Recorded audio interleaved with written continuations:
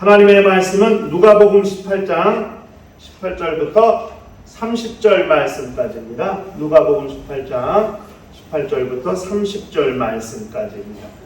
찾으셨으면 한 절 한 절씩 교독을 하도록 하시겠습니다. 누가복음 18장 18절부터 30절 말씀까지입니다.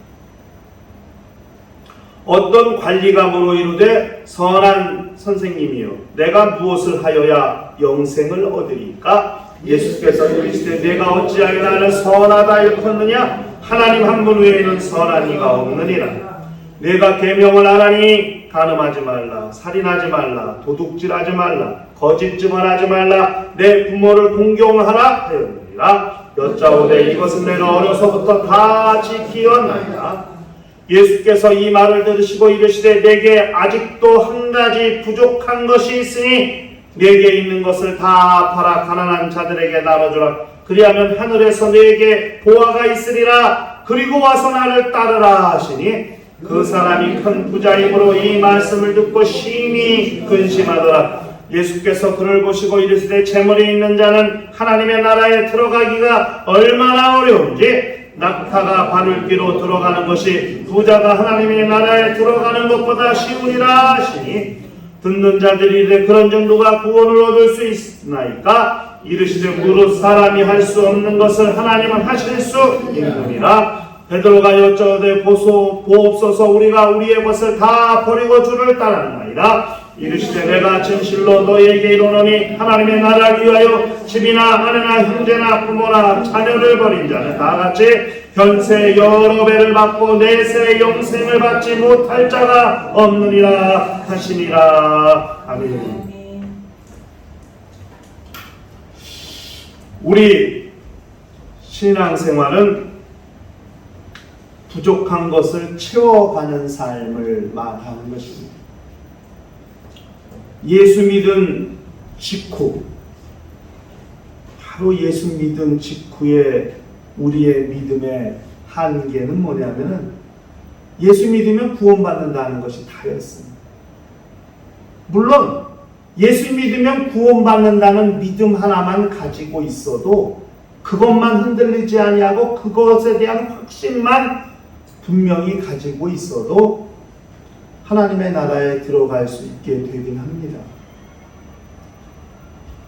그런데 신앙생활하는 동안 보충하고 채워가야 할 믿음의 분야가 많이 있다는 것을 우리가 잘 알아야 됩니다. 믿음이라는 것은 정체되어 있는 게 아닙니다.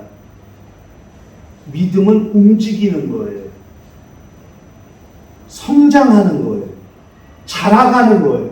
그래서 예수께서 하나님의 나라를 비유로 말씀하실 때나 믿음에 관한 말씀하실 때 자라는 것, 성장하는 것과 연관돼서 말씀을 많이 하셨습니다.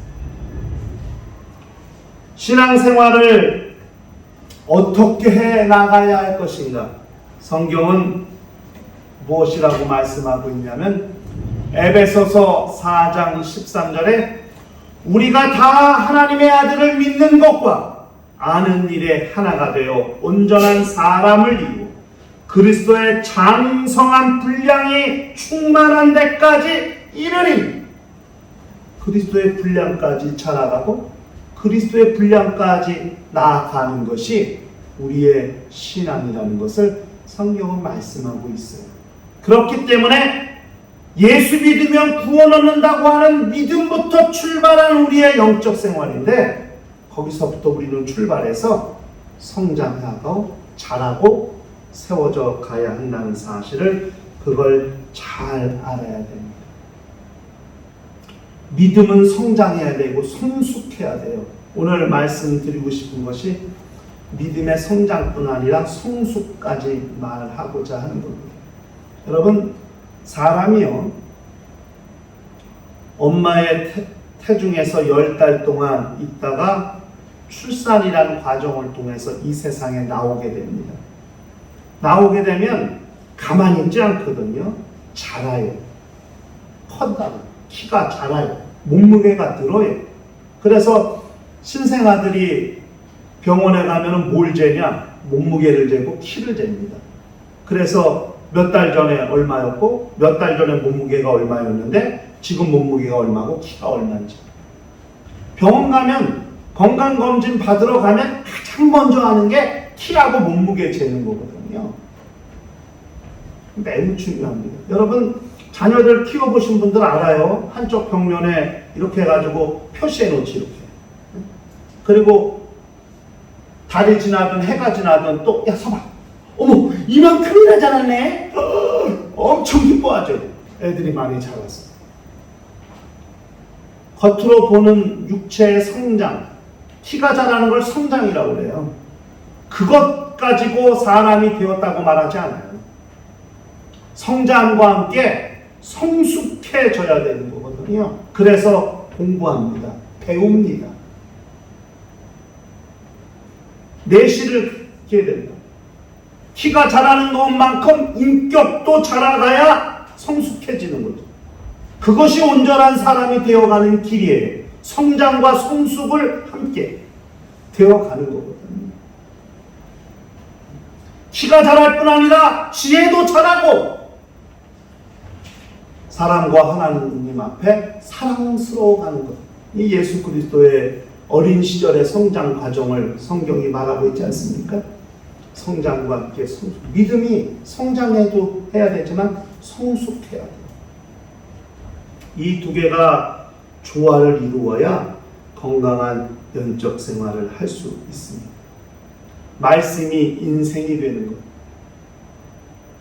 말씀이 말씀대로 있는 것이 아니라 그 말씀이 내게 들려와서 감동이 되고 은혜가 되고 마침내 우리의 삶이 하나님의 말씀에 의해 영향을 받아서 우리 인생이 변화가 될 때 말씀이 인생이 됐다. 그것이 성장이고 성숙이라는 사실을 우리가 기억할 필요가 있습니다. 저는 그걸 원하는 거예요. 제가 은혜와 평강교회라는 교회 이름을 지은 것이 그건 하나님을 사랑하고 이웃을 하나님 사랑 이웃사랑 외치는데 많습니다. 네?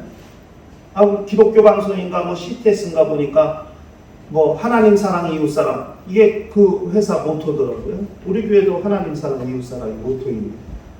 하나님과의 관계, 사람과의 관계.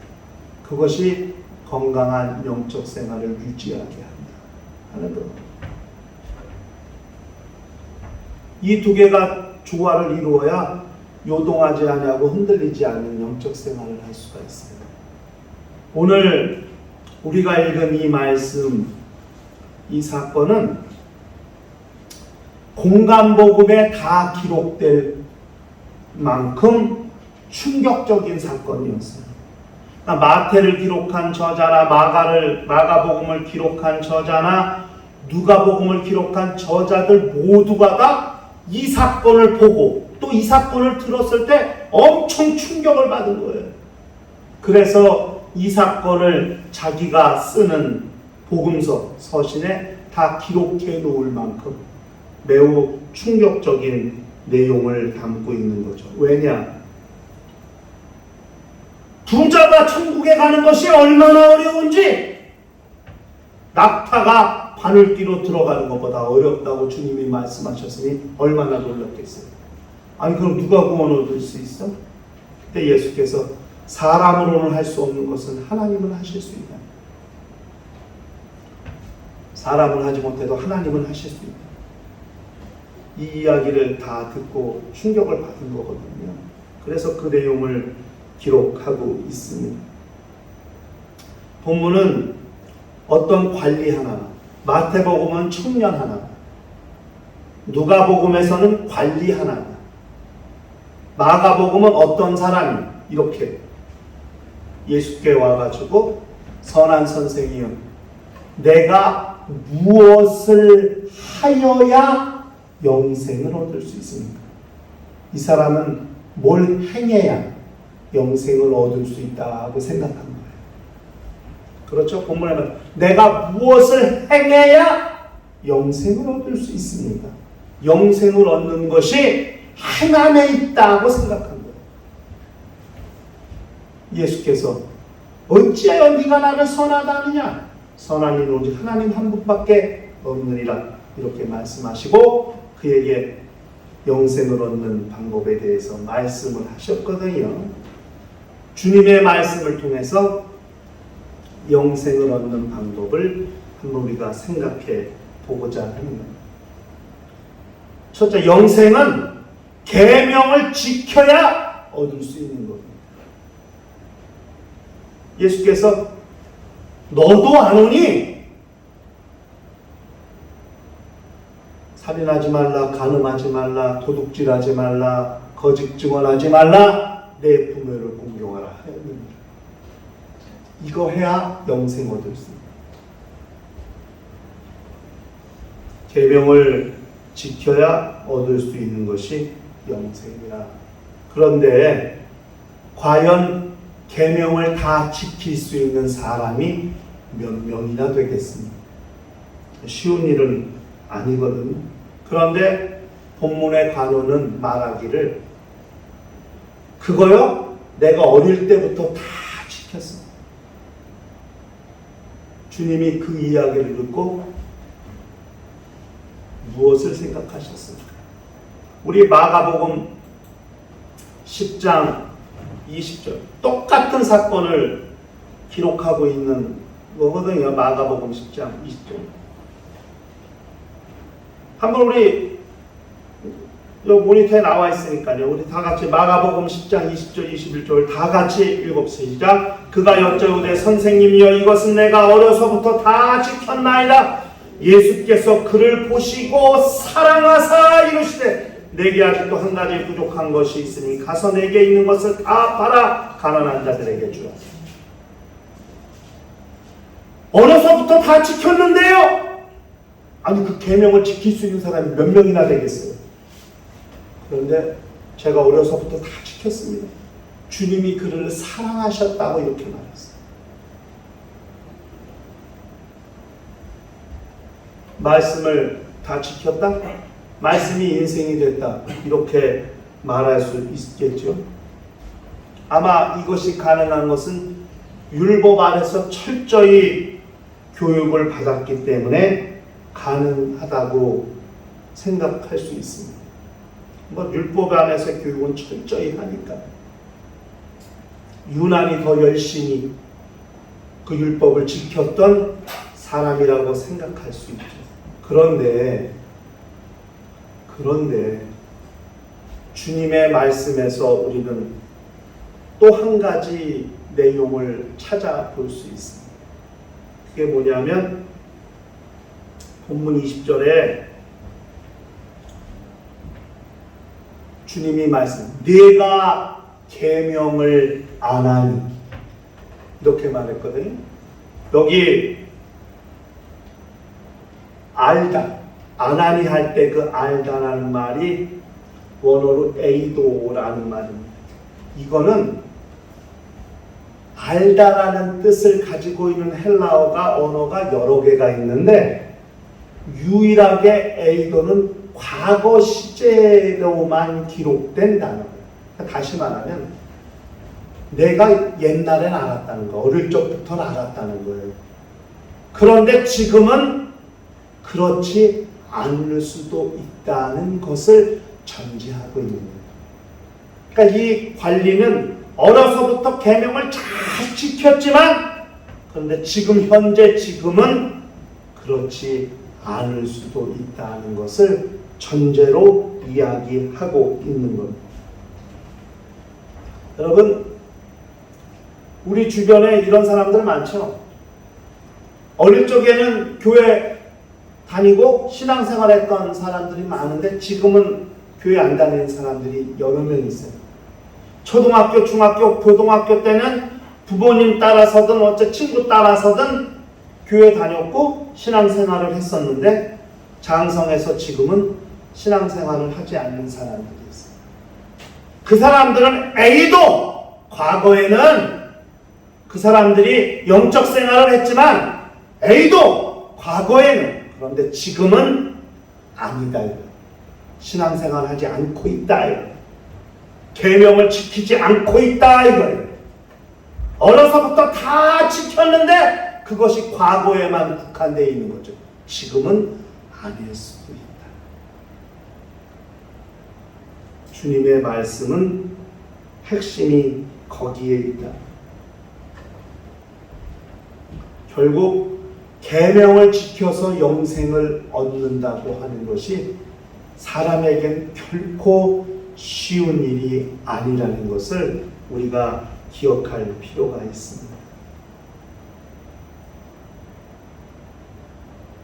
계명을 잘 지켰다? 쉽지 않아요. 그러니까 행함으로 구원을 얻을 수 있다? 행함으로 영생을 얻을 수 있다? 이거 쉬운 일은 아니죠. 만약에 그 관리가 어려서부터 아니 지금까지도 그렇게 계명을 잘 지키고 있다 할지라도 앞으로도 그렇게 할 수 있다고 보장될 수 없다. 행함으로 구원을 얻는다는 것 결코 쉬운 일이 아니다. 내가 무엇을 행해야 영생을 얻을 수 있습니다. 행함에 포커스가 맞춰 있고 행함에 초점을 두고 있는 관리의 말은 결국 불가능하다는 사실을 반증하고 있다는 것을 우리가 기억할 필요가 있습니다. 두 번째, 예수께서 무엇이라고 말씀하셨냐면 영생은 부족한 것을 포기할 때 얻을 수 있다는 거거든요. 그러니까 예수께서 비록 계명을 잘 지켰다 할지라도 그 관리에게 한 가지 부족한 것이 있습니다. 네 재물을 다 팔아 가난한 자들에게 나눠주라.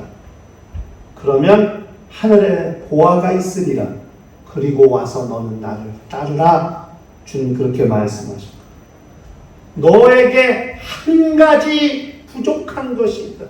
네가 계명을 다 지켰어. 살인하지 말라, 간음하지 말라, 도둑질하지 말라, 거짓 증언하지 말라, 부모를 공경하라. 사람과의 관계에서 할 수 있는 모든 계명을 다 지켰다 할지라도 사람과의 관계, 수평적인 관계는 100%, 100점이라 할지라도 그런데 한 가지 부족한 것이 있으니 내 재물을 팔아 가난한 자들에게 다 나눠주라. 그러면 하늘에 상이 있으리니, 다시 말하면 그리고 너는 나를 따르라. 주님과의 관계, 하나님과의 관계, 수직적인 관계, 주님은 그것을 관리에게 말씀하셨다고 볼 수 있는 거거든요. 한 가지 부족한 것이. 여러분, 간음하지 말라, 살인하지 말라, 도둑질하지 말라, 거짓말하지 말라, 부모를 공경하라. 이거 쉬운 일이 아니거든요. 그런데 자기가 가지고 있는 재물 포기하는 게 어렵겠어요? 근데 이 사람은 재물이 많은 거, 큰 부자이므로 재물이 많은 거로 심히 근심하노라. 그렇게 성경은 말씀했습니다. 여기 근심하다 이 단어를 보니까요, 두 단어가 전치사하고 명사가 합성되는데 너무 이 전치사가 말하면 뭘 초과하여 자기의 적정 한계를 넘어서서 이런 뭐뭐 밖에 이런 전치사와 근심하다, 걱정하다,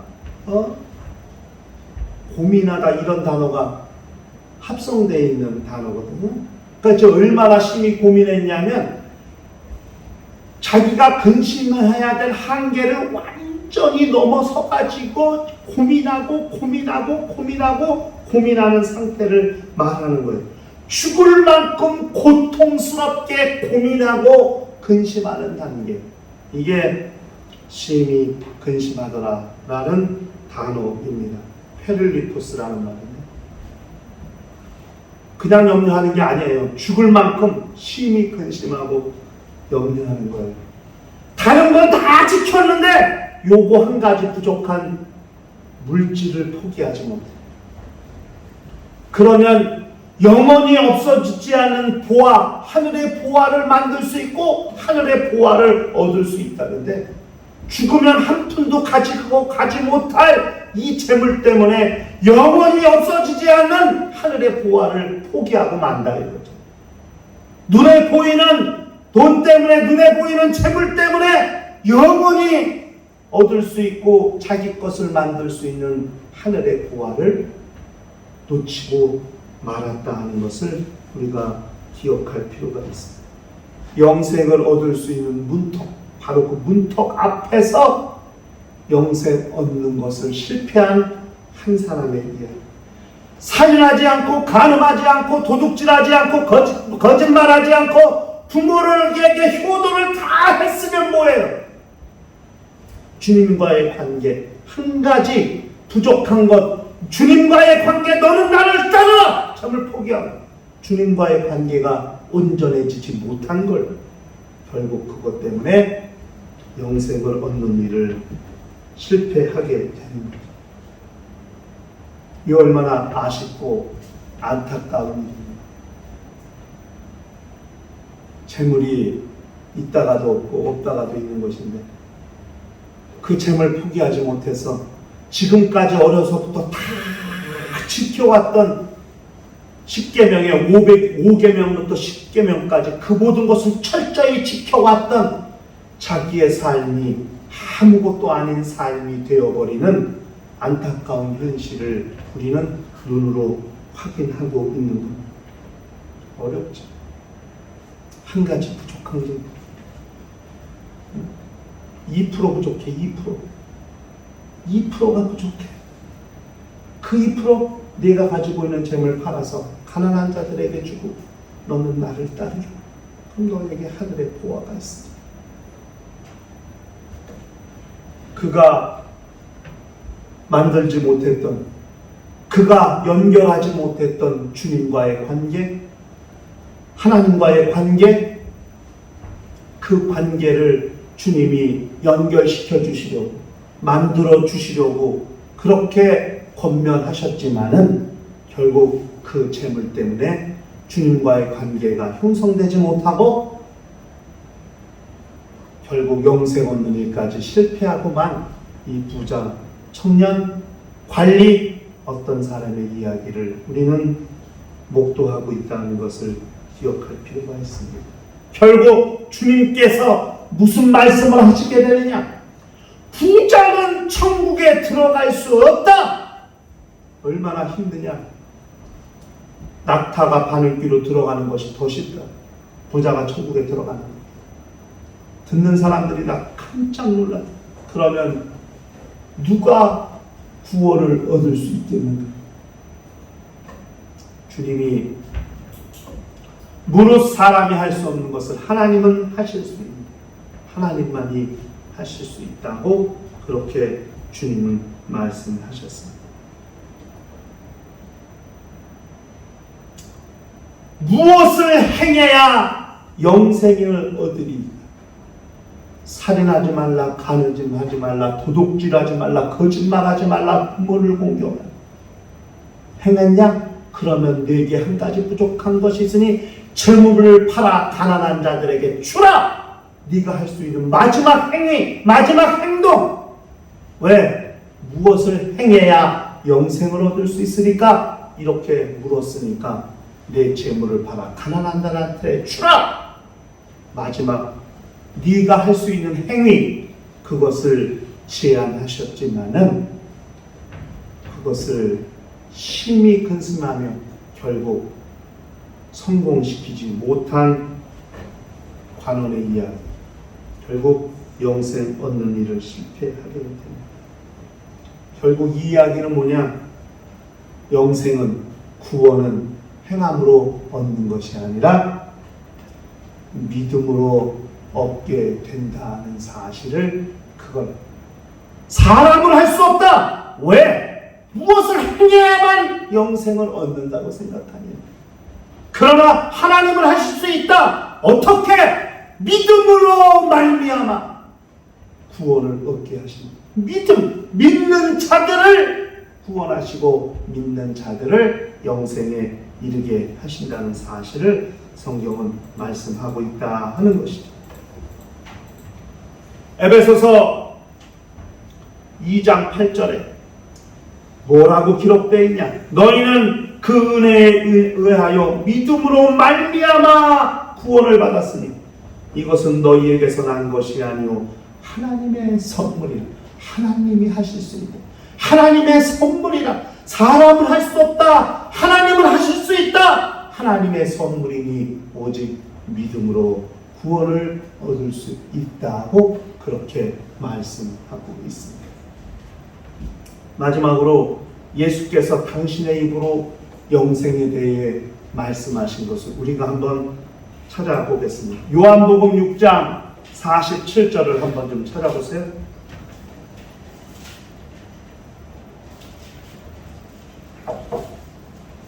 예수께서 친히 당신의 입으로 영생에 대해서 하신 말씀입니다. 요한복음 6장 47절을 다 같이 한번 읽읍시다. 시작. 진실로 진실로 너희에게 이르노니 믿는 자는 영생을 가졌나니.